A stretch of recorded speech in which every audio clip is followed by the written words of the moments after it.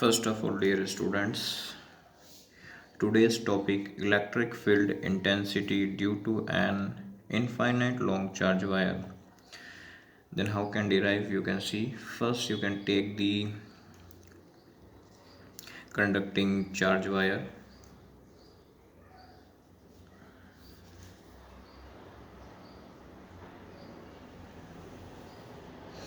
इसको आप लोग क्या नाम दोगे? यहाँ पे point P and Q let करोगे। और यदि ये कंडक्टिंग चार्ज वायर हैं तो इसकी सरफेस के ऊपर पॉजिटिव चार्ज होगा। क्या होगा? यहाँ पे पॉजिटिव चार्ज होता है। यहाँ तक आपको पता होना चाहिए, ठीक है। फिर ये पी क्यू तक नहीं होता है, इसको हम आगे इस साइड में बढ़ा सकते हैं, इस साइड बढ़ा सकते हैं। तो इसको मैं डैश डैश करते हुए बिल्कुल कंसिडर कर लूँगा। यहाँ तक आप में से किसी को दिक्कत नहीं होनी चाहिए। फिर इसके ऊपर क्या है, जब भी चार्ज कंडक्टिंग वायर की बात होती है तो गाउस लॉ के अकॉर्डिंग इसके ऊपर हम सिलेंड्रिकल गाउसियन सरफेस कंसिडर करते हैं, जिस प्रकार मैं भी कर रहा हूँ आप लोगों के सामने यूँ।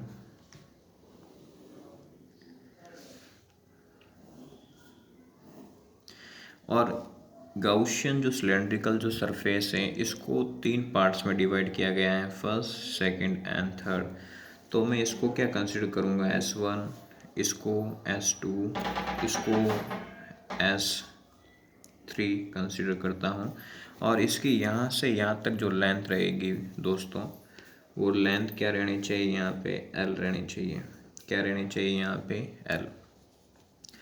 तो यहाँ पे यदि मैं सरफेस S1 पार्ट पे देखूँ तो इलेक्ट्रिक फील्ड की जो डायरेक्शन रहती है वो यूँ रहेगी, इसके परपेंडिकुलर डायरेक्शन में। और यहाँ पे जो सरफेस हैं इसके परपेंडिकुलर रहती है यूँ, ds वेक्टर, एरिया वेक्टर। तो थीटा कितना हो जाएगा? 90 हो जाएगा। कितना हो जाएगा? 90 हो जाएगा। यहाँ तक आप में से किसी को दिक्कत नहीं होनी चाहिए। आगे बात दिमाग के अंदर यहाँ पे ये आपको पता होना चाहिए। फिर इसके बाद में क्या है, यदि यहाँ पर भी मैं इलेक्ट्रिक फील्ड इंटेंसिटी लूँ तो यूँ आ जाएगा। और थीटा यदि यहाँ पे एरिया वेक्टर कंसिडर करूँ तो ds वेक्टर इस प्रकार हो जाएगा। तो थीटा वापस कितना आएगा? यहाँ पर भी 90। यहाँ तक आपको दिक्कत नहीं होनी चाहिए। फिर यदि मैं यहाँ पे लूँ तो इसके perpendicular you E vector and area vector देखो तो इसके परपेंडिकुलर यूँ जाएगा ds वेक्टर। तो यहाँ पे जो थीटा आता है वो कितना आएगा? 0 डिग्री। Theta 1, theta 2, theta 3। यहाँ तक आपको कोई इस फिगर में कोई दिक्कत हो तो आप लोग बता सकते हैं। इसके बाद में दोस्तों आपको क्या लेना है, इसके अंदर हम बात करेंगे लीनियर चार्ज डेंसिटी की डेफिनेशन से। लीनियर चार्ज डेंसिटी उसके अकॉर्डिंग देखें तो इसमें क्या आता है? यहाँ पे lambda is equal to Q upon L. Done. मुझे यहाँ पे चार्ज चाहिए तो ये उधर चला जाएगा, लैम्बडा एल। यहाँ तक मोटी मोटी बात आपको समझ में आती तो बोलो हाँ बिल्कुल, एकदम फील आना चाहिए बच्चों। क्या आना चाहिए आपको? फील। इसके बाद हम यूज़ करेंगे यूजिंग गाउस लॉ। क्या यूज़ करना है? गाउस लॉ का यूज़ करना है। गाउस लॉ क्या कहता है? बिल्कुल E vector dot ds vector is equal to sigma Q upon epsilon naught. बिल्कुल बराबर फील आना चाहिए। यदि आपको फील आ रहा है तो इसका मतलब आपको अच्छे से समझ में आ रहा है। तो अब हम क्या करेंगे, यदि मैं इसको यहाँ पे वेक्टर की फॉर्म से हटाता हूँ तो ds cos थीटा। डन। इसके बाद में मैं यहाँ पे यदि इसको यहाँ पर इस प्रकार भी नहीं लें, क्योंकि इसके दोस्तों सरफेस अलग अलग हैं, सरफेस एक नहीं है। ठीक है, तो हम बाय मिस्टेक इसको इस प्रकार कंसीडर नहीं कर सकते। तो हमें क्या करना होता है कि इन सभी को आपस में ऐड करना होता है। तो ऐड ओनली फॉर इंटीग्रेशन के अलोंग ही हो सकता है, बाकी हमारे पास कोई अदर मेथड नहीं है। तो हम इसको क्या करेंगे, सरफेस S1 कंसिडर करते हुए E vector dot ds vector plus surface S2 consider करते हुए E vector dot ds vector plus surface S3 consider करते हुए E vector dot ds vector is equal to Q upon epsilon naught. यहाँ तक आपको दिक्कत नहीं होनी चाहिए, लेकिन आपके दिमाग में यूँ भी आ रहा होगा सर ये क्या है। तो बेटा यहाँ पे ये क्लोज्ड सरफेस नहीं है, इसीलिए मैंने इसको यहाँ पे नहीं लिया है। बाकी सारे डेरिवेशंस के अंदर लेने का मतलब था क्योंकि वो क्लोज था, बंद था।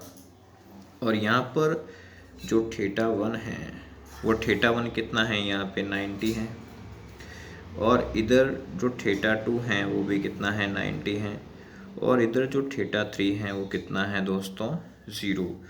तो यदि मैं यहाँ पे पुट करता हूँ EDS cos 90, फिर मित्रों हम इधर पुट करूँ EDS cos 90, और फिर यहाँ पे भी मैं पुट करता हूँ EDS cos 0। तो Q की जगह हम क्या पुट कर सकते हैं, यहाँ पे लैम्बडा L पुट कर सकते हैं। ठीक है, मैं आपको पहले बता चुका हूँ। तो लैम्बडा L हम पुट करेंगे यहाँ पे, अपॉन में कितना आ गया, एप्सिलॉन नॉट। तो ये तो पूरा 0 हो गया, ये भी क्या हो गया, 0, ओनली फॉर ये बचा है। तो अब क्या करेंगे, EDS 1 is equal to lambda L upon epsilon naught. यहाँ तक आप में से किसी को दिक्कत नहीं होनी चाहिए। ठीक है, अब हम क्या करेंगे, अब हम ऐड नहीं कर रहे हैं, इसीलिए हम इसके ऊपर वापस से एक क्लोज कर्व का शेप बना देंगे। ds is equal to lambda L upon epsilon naught. और यदि मुझे ये पता करना है तो ये क्या है, तो आपको पता होना चाहिए कि ये एक सिलेंड्रिकल शेप है, और सिलेंड्रिकल शेप का कर्व्ड सरफेस एरिया आपको पता होना चाहिए। तो वो होता है 2πr/h, लेकिन हम h की जगह यहाँ पे l कंसीडर करेंगे, क्योंकि मैंने यहाँ पे आपको l लिखा है। तो हम क्या मानेंगे, 2πr/l। तो यहाँ पे यदि मैं यहाँ पे लेता हूँ 2πr/l is equal to lambda L upon epsilon naught, ये इससे कट जाएगा, ये मल्टीप्लाई में कहाँ जाएगा दोस्तों, डिवाइड में, 2π एप्सिलॉन नॉट स्मॉल r। फिर इसके बाद में आपको क्या करना है, ऊपर नीचे 2 का मल्टीप्लाई करना है। तो 2 का 2 से करते हैं तो क्या आ जाएगा, 2 लैम्बडा, फिर 2 का 2 से करेंगे क्या आएगा, 4π एप्सिलॉन स्मॉल r। फिर इसके बाद में आपको पता है हम इसको k की फॉर्म में कन्वर्ट कर सकते हैं, यदि हम यहाँ पे 1 कंसिडर करें तो क्या आएगा, 2k lambda upon small r। Then after हम इसको यदि वेक्टर की फॉर्म में कन्वर्ट करें तो E vector is equal to 2k lambda upon r cap. यहाँ तक किसी को दिक्कत नहीं होनी चाहिए। यदि इसके बाद में यदि इसका ग्राफ बनाऊं तो ग्राफ मित्रों कैसे बनाएंगे इसका, आप सभी ध्यान से सुने। तो ग्राफ तो बहुत इजी होगा इसका, जैसे ये हम यहाँ पे लेवें तो हम इसको स्मॉल r कंसीडर कर सकते हैं, और इसको हम स्मॉल e कंसीडर कर सकते हैं।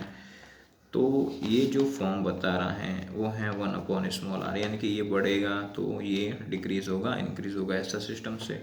तो ग्राफ बिल्कुल डिक्रीजिंग के शेप में बनता है। यहाँ तक आप लोगों को में से किसी को दिक्कत नहीं होनी चाहिए।